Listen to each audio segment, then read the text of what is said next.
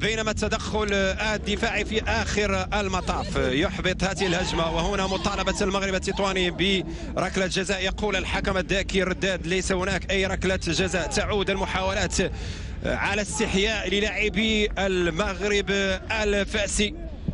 وهنا محاولة تطوانية بركلة كانت ركنية لم يستغل ذلك لاعب المغرب التطواني، كانت خطيرة. هنا تسديدة لاعب المغرب الفاسي سفيان لغزير وتصدي لحارس المرمى.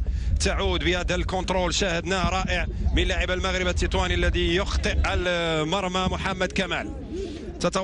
تتواصل الهجمات التطوانية ودائما محمد كمال صاحب ال6 أهداف يحاول فيها، لم يجد الحلول رأسية من محمد كمال. أخطر محاولات المغرب التطواني كانت من محمد كمال. لا زال محمد كمال هو صاحب الخطورة في هذه المحاولة الرابعة. بعد ذلك ينتهي هذا الشوط الأول.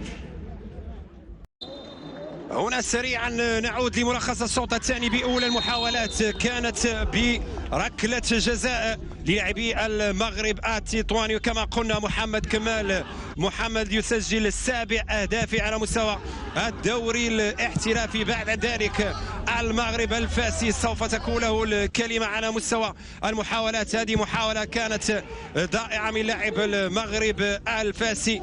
تعود من جديد بهذا الاختراق من دون أي خطأ، يقول الحكم لمصلحة يوسف عاربيدي.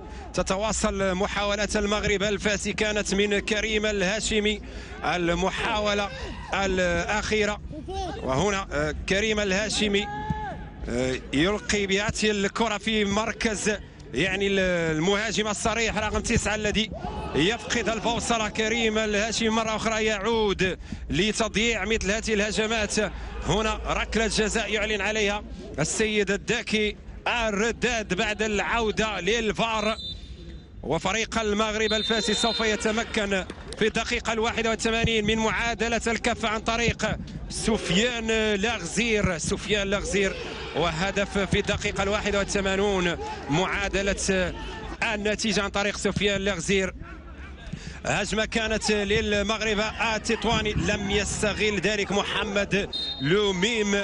وهنا يعني فريق المغرب الفاسي والمغرب التطواني يتقاسمان نقاط هذه المباراة. هدف